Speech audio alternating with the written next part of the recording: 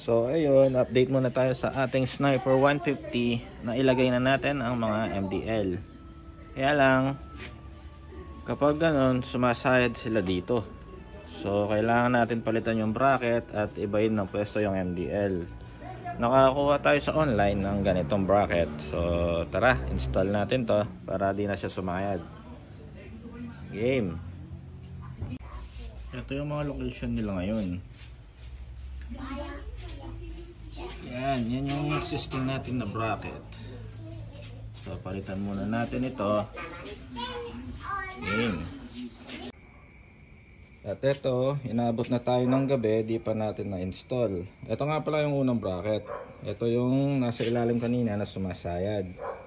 So ngayon, nagka-problema tayo dito sa bagong bracket. Hindi rin siya nag-fit. Hindi rin siya naglapat dito. Ayan. Hindi rin siya pwede. Kasi mga butas niya, hindi siya sumakto. So, kailangan pa natin mag-fabricate ng bago. So, ngayon, ginawa natin. Ito siya ngayon. Ayan. Ini-install pa natin. So, tara. Ito yung fabricated galing site.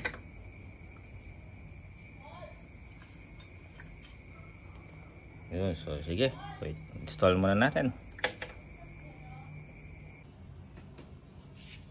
At yun, natapos din. Nailagay na natin yung mga MDL sa bagong bracket.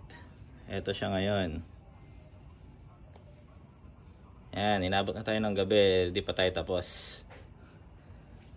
Nalagay na rin natin yung mga FC2 horn, kaya lang di natin sila masubukan dahil nga gabi na. Ayan, test natin yung MDL.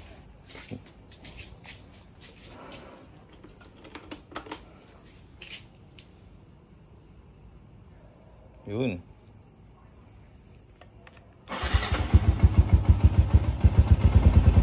Naglagay na rin pala tayo ng voltmeter. So, ito yung switch ng MDL. Yan. Hello. High, low and high. Meron din, nag-install na rin pala tayo ng pass light.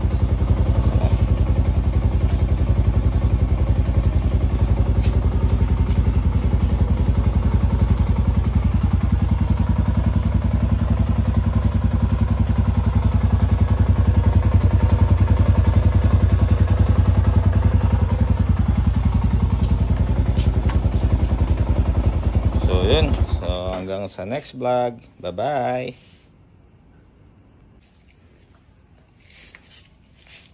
Ayun, dito wala na sayad. Kahit sa side, sakto-sakto lang.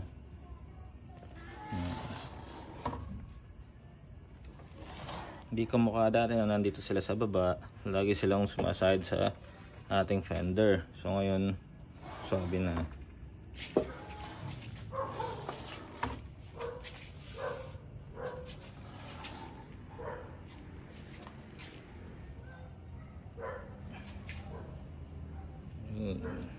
Bye-bye.